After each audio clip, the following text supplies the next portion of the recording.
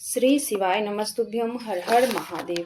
बिहार राज्य के मधेपुरा जिले में सिंहेश्वर महादेव के पावन चरणों में गुरुजी पंडित प्रदीप मिश्रा जी द्वारा कथा बाँची जा रही थी, जो कि ये कथा 7 दिवसीय चल रही थी। आज 7वें दिन की कथा पूर्ण हो चुकी है। ये कथा आप 2 बजे से 5 बजे तक आस्था चैनल यूट्यूब के माध्यम से देखी जा सकती थी। आज अंतिम दिन की कथा पूर्ण हो चुकी है। अगर आप लोग किन्हीं कारणवश आज की कथा नहीं सुन पाए हैं तो पूरी कथा का रसतत्व आपको इस छोटी सी वीडियो के माध्यम से प्राप्त होने वाली है। आज की कथा बहुत ही रोचक जानकारियों से भरपूर थी। आज की कथा में गुरुजी कुल पत्र उपयोगी सहित 15 जानकारियां दिए हैं। सभी की जानकारियां आपको इसी छोटी सी वीडियो के माध्यम से प्राप्त होने वाली है। तो आगामी कथा की भी जानकारियां दिए हैं। तो आप लोग मेरे चैनल पर नए हो तो सबसे पहले सब्सक्राइब कर लो, बेल बटन प्रेस करना ना भूलना, ताकि मेरे ऐसे ही वीडियो की नोटिफिकेशन सबसे पहले आप तक पहुंच सके। अगर फेसबुक के माध्यम से वीडियो देख रहे हो तो फॉलो करना ना भूले। कमेंट बॉक्स में हर हर महादेव लिखना ना भूले। आज की कथा में गुरुजी 3 विशेष उपाय की जानकारियाँ दिए हैं। सभी की जानकारियाँ आपको इस वीडियो के माध्यम से प्राप्त होगी। तो आज की कथा में गुरुजी बताए हैं, अगर जिनको भी बहुत ज़्यादा घर में टेंशन रहता है, घर में उनके चारों तरफ क्लेश ही क्लेश रहता है, तो उसके लिए गुरुजी उपाय बताए हैं।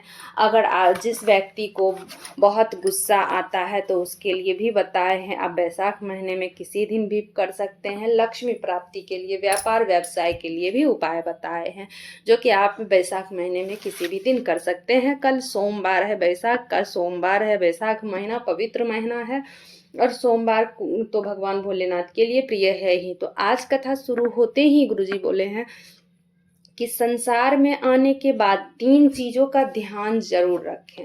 पहले नंबर पर अपने कर्म पर ध्यान रखना है आपकी। दूसरे नंबर पे जो है वो है आपकी वाणी। आपको अपनी वाणी पे नियंत्रण रखना है। बुरे कर्म मत कर रे बंदे, वरना पछताएगा। और अपनी वाणी पे भी नियंत्रण रखना है। तीसरे नंबर का जो है आपका व्यवहार भी अच्छा होना चाहिए। आपका व्यवहार, आपका कर्म, तीनों चीज श्रेष्ठ हो जाएगा तो समझ लो शंकर भगवान को आपने प्राप्त कर लिया है। बढ़ते हैं आज की कथा की दूसरी जानकारी की ओर। गुरुजी सबसे निवेदन किए हैं कि आप कथा पंडाल में नहीं सुन पाते हो तो आप आस्था चैनल यूट्यूब के माध्यम से टीवी पर सुन सकते हो। अगर टीवी पे भी नहीं सुन सकते हो तो मोबाइल पे बस 5 मिनट भी जरूर सुनो शिव पुराण की कथा। बाबा से निवेदन करें, बाबा आपको क्या देंगे वो आपको भी नहीं पता है।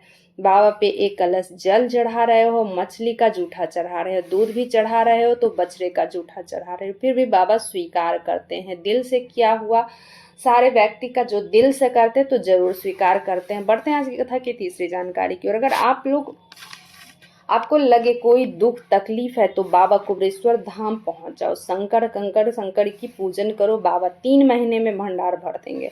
बढ़ते हैं आज की कथा की चौथी जानकारी की। बहुत लोग प्रदीप मिश्रा जी का विरोध किए कि आप बोलते हो कि आप किसी से मांग के कुछ मत चढ़ाओ, अपने पड़ोसन से या किसी और से भी कुछ मांग के मत चढ़ाओ।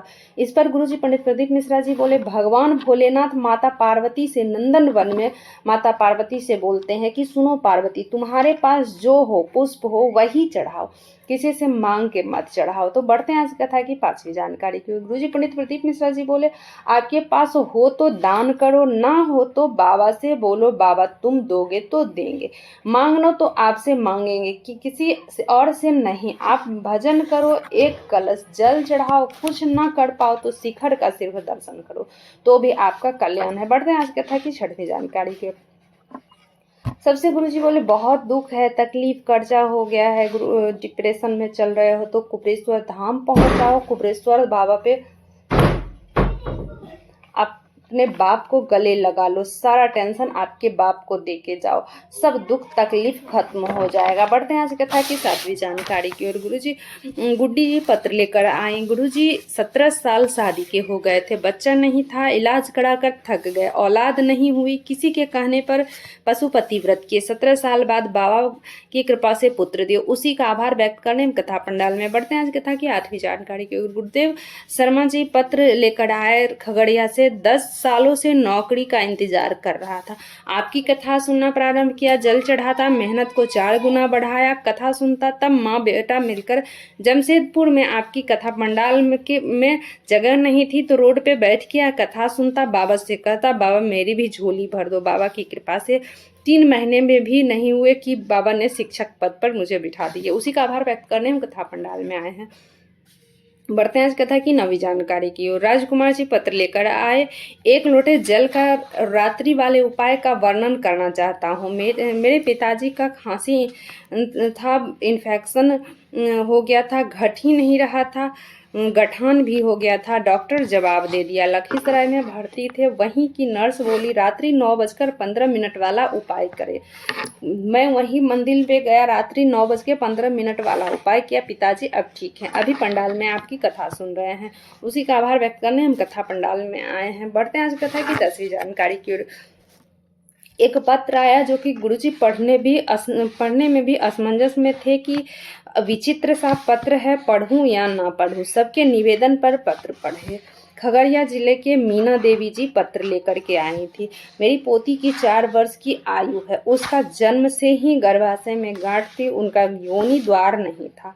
4 साल निकल गया। डॉक्टर को दिखाई तो बहुत खर्चा बताया। डॉक्टर बोला ऑपरेशन कर कर योनि द्वार दिया जाएगा। सभी ताना देते थे कि किसी के रिश्तेदार ने कहा पंडाल में कथा सुनकर वहाँ की मिट्टी शरीर पर लगा दो। फिर खगड़िया में कथा थी, वहीं पोती को लेकर के पहुँच गई। वहाँ की मिट्टी का नीचे से ऊपर तक लगा देती। 7वें दिन पोती बोली, दादी मुझे घर ले चलो। जब घर जाकर के अपना शरीर दिखाई तो योनि द्वार बन चुका था। उसी का आभार व्यक्त करने हम कथा पंडाल में आए हैं। बढ़ते हैं आज कथा की 11वीं जानकारी की ओर। मुन्नी देवी जी पत्र लेकर आए भागलपुर से।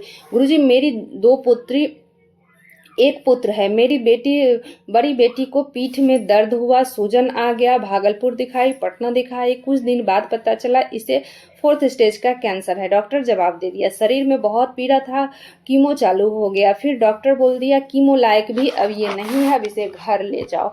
घर ले जाने बोल दिया। फिर किसी के कहने पर पशुपति व्रत किए। मेरी छोटी लड़की बोली, एक गुरुजी आते हैं जो कि टीवी पर कथा कहते हैं, पशुपति व्रत करने को बोलते हैं, क्यों ना हम अपनी बहन के लिए पशुपति व्रत करें। तो पशुपति व्रत किए। बेटी को लेकर सीहोर गए। रुद्राक्ष महोत्सव में कुबेरेश्वर बाबा का पूजन कर रुद्राक्ष लाई। रुद्राक्ष गला के आचमन कराते।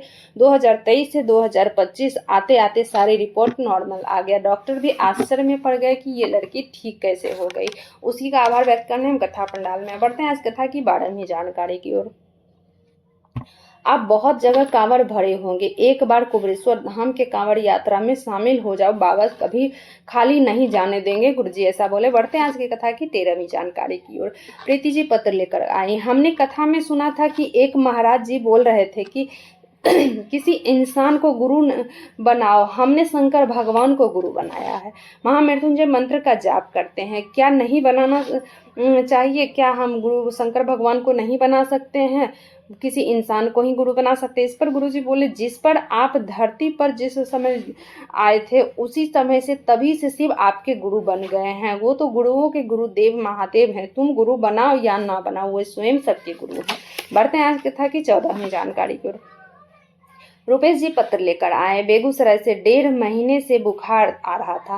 3 जगह रेफर किया, पता चला ब्लड कैंसर हो गया है। फिर दिल्ली में दिखाया था। डॉक्टर बोल दिया कि ब्लड 3 पॉइंट है, अगर ब्लड 3 घंटे में नहीं बढ़ा तो कुछ भी हो सकता है।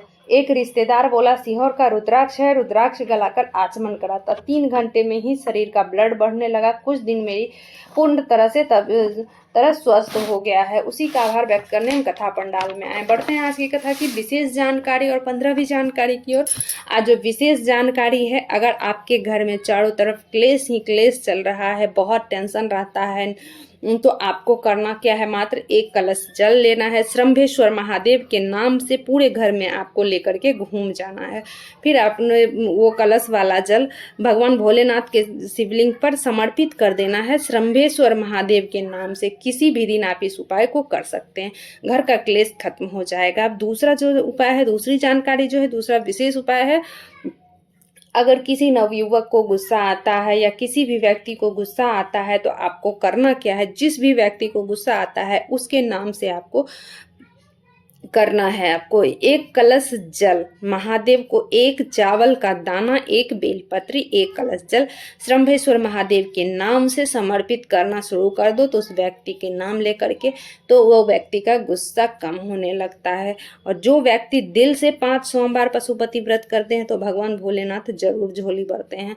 और विशेष उपाय जो धन संपदा वृद्धि के लिए, मकान वृद्धि, दुकान मकान जिसका भी व्यापार व्यवसाय है, धन संपदा लक्ष्मी प्राप्ति के लिए आपको एक कमा रहे हैं, सवा खर्च हो रहा है, तो उसके लिए आपको करना क्या है, आप आंवले के वृक्ष में 1 चुटकी हल्दी डाल करके, जो आंवले का जड़ होता है उसमें 1 चुटकी, प्रतिदिन आपको इस उपाय को करना है। 1 चुटकी हल्दी डाल करके उसके बाद आपको 1 कलश जल डाल देना है। भगवान भोलेनाथ का नाम लेकर श्री शिवाय नमस्तुभ्यम बोलते हुए 1 चुटकी हल्दी डाल करके फिर आपको 1 कलश जल डाल देना है। ये प्रतिदिन आपको करना है। तो आपका व्यापार व्यवसाय जो भी है, आपका लक्ष्मी प्राप्ति में वृद्धि होगी।